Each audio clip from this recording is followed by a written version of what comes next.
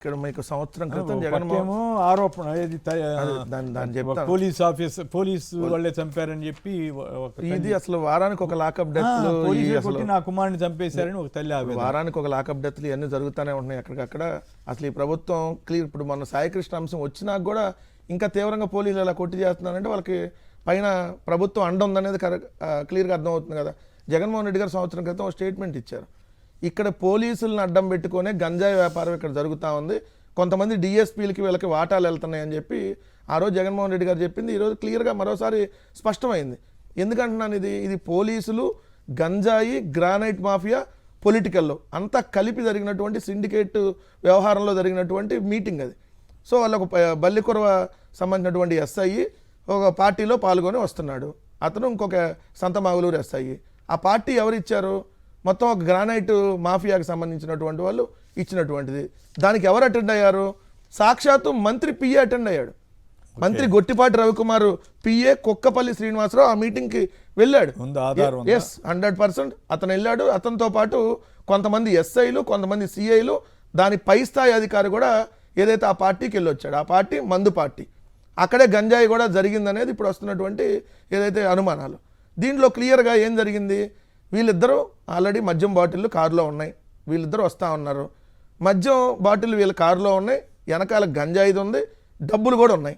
ఒక 25 లక్షల వరకు ఒక డబ్బులు మూట వెనకాల ఉన్నది అనేది పేపర్లో ఎక్కడ రానిస్తారు సార్ మీరు? 5 కిలోలకు పైగా గంజాయి, 2 కిలోల సమాచారం, 5 కిలోలకు పైగా గంజాయి, ఏదైతే 25 లక్షల పైగా డబ్బు కూడా ఆ కారులో ఉంది. ఆ 25 లక్షల డబ్బు ఎవరిది? 5 లక్షల గంజాయి ఎక్కడి నుంచి మీరు అంటున్నారు, కానీ అక్కడ వాళ్ళు లేదని అన్నారు అనుకోండి, మీ దగ్గర ఆధారం ఏముంటుంది? 2 కిలోల గంజాయి అనేది వాళ్ళు ఎఫ్ఐఆర్లో రాశారు సార్. ఈ ఎఫ్ఐఆర్ రిపోర్ట్ చూస్తే ఎస్ఐ కంప్లైంట్ ఇచ్చాడు. ఇప్పుడు అక్కడ ఎవరైతే స్థానికులు ఎస్సీ కాలనీకి సంబంధించి వీళ్ళని అడ్డుకున్నారో వాళ్ళ మీద కేసు పెట్టమని, ఎదురు కేసు పెట్టమని ఇది ఎఫ్ఐఆర్ చూడండి మీరు క్లియర్గా. ప్రకాశం జిల్లా అద్దంకి పోలీస్ స్టేషన్కి సంబంధించి 2026 201 ఎఫ్ఐఆర్ నెంబర్ 201/2026 ఇచ్చింది ఎవరు? వి నాగమల్లేశ్వరరావు అనేటటువంటి సంతమాగులూరు ఎస్ఐ కంప్లైంట్ ఇచ్చాడు, ఎఫ్ఐఆర్ కట్టారు. ఈ కంప్లైంట్ చూస్తే ఈ కంప్లైంట్లోనే వీళ్ళు దొంగలని దొరికిపోయారు పోలీసులు. ఎలానో చూడండి, వాళ్ళు ఏం చెబుతున్నారు?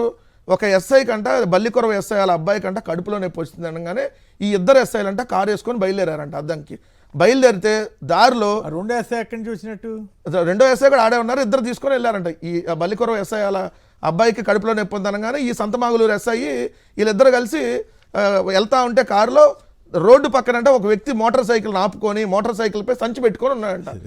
వీళ్ళేమో ఇద్దరు పోలీస్ డ్రెస్లో లేరు. పాయింట్ నెంబర్ 1, కారులో వెళ్తా ఎన్ని కార్లు వెళ్తాయి ఆ రోడ్లో వెళ్తున్నప్పుడు ఆ వ్యక్తి వీళ్ళు లోపల ఉన్న వాళ్ళు ఇద్దరే పోలీసులని గుర్తించేసంట అక్కడ మూట వదిలేసి పారిపోయాడంట. ఈయన ఎస్ఐ గారు వెంటనే కారు దిగి, అసలు రైట్ కూడా చూడండి, వెంటనే కారు దిగి సంచులో ఏముందో చూడగానే గంజాయి ప్యాకెట్లు ఒక ఫుల్ బాటిల్ బీరు ఉందంట. ఉండగానే ఆయన అంటే ఆ 2 తీసుకొని వచ్చి కారులో పెట్టి వాళ్ళని చేజ్ చేస్తున్నాడంట.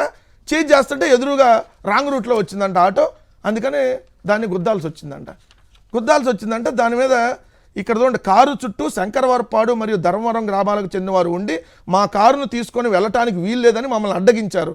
దాని మీద తగు చర్య నిమిత్తం కంప్లైంట్ ఇవ్వడం జరిగింది. అంటే ఎవరి మీద తగు చర్య? స్థానికుల మీద. గంజాయిని పట్టుకున్నటువంటి స్థానిక ప్రజల మీద పోలీసులు రివర్స్లో కేసు పెట్టారు.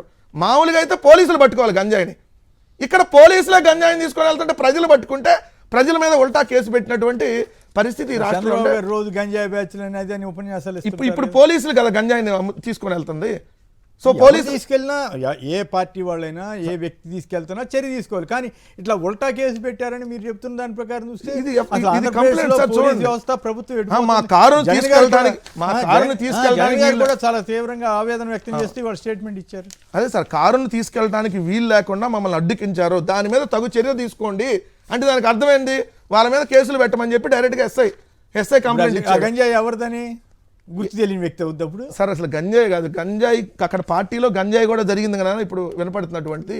రెండోది ఈ పోలీసు వాళ్ళని నిజంగా వీళ్ళు తప్పు చేయకపోతే సార్, ఇప్పుడు నిజంగా వీళ్ళు గంజాయి తీసుకోకుండా వీళ్ళు కానీ మద్యం కానీ తాకుండా ఉంటే వీళ్ళు ఇమీడియట్గా వాళ్ళు అక్కడ ఆపంగానే ఏం చెప్పాలి? అమ్మ మేము పోలీసులం, వాళ్ళు ఆపంగానే ఆటోను కొద్దంగానే వీళ్ళిద్దరు ఐడి కార్డులు చూపించి మేము పోలీసులు అంటే అక్కడ అసలు ఉండదు కదా. అంటే వీళ్ళు ఆల్రెడీ తప్పు చేశారన్నది అక్కడ క్లియర్గా అర్థమవుతుంది కదా.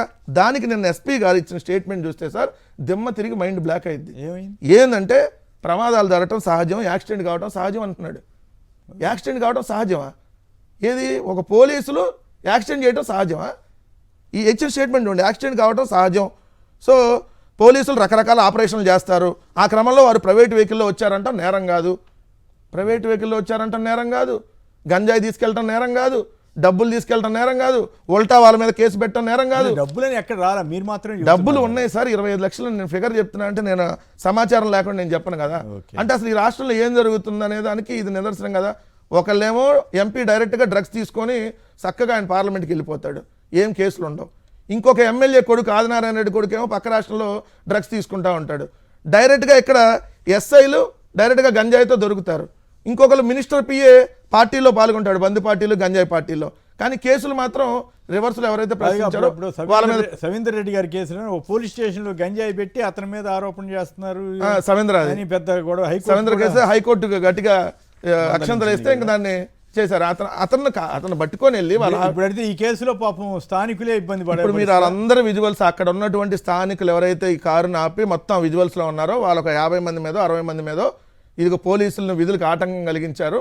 సో కారుని అడ్డుకున్నారు, మేము దొంగను పట్టుకోవడానికి వెళ్తుంటే వీళ్ళు ఆపారు, దొంగకి వీళ్ళు సహకరించారు అని కేసులు పెట్టి ఇప్పుడు వాళ్ళని అరెస్ట్ చేసేటటువంటి కార్యక్రమం. అంటే ఇంకా ఎలా ఉంది రాష్ట్రంలో? జంగిల్ రాజు పాలన అంటే ఇదే కదా. వ్యవస్థలే కొలీడ్ అయిపోతాయి, వ్యవస్థ ప్రజలను కాపాడాల్సిన పోలీసులే వాళ్ళే రాజకీయ నాయకులతో కొలీడ్ అయిపోయి వాళ్ళే గంజాయి వ్యాపారం, వాళ్ళే ఉల్టా బాధితుల మీద కేసు పెట్టేటటువంటి పరిస్థితి. సో ఎంత దారుణంగా ఈ రాష్ట్రంలో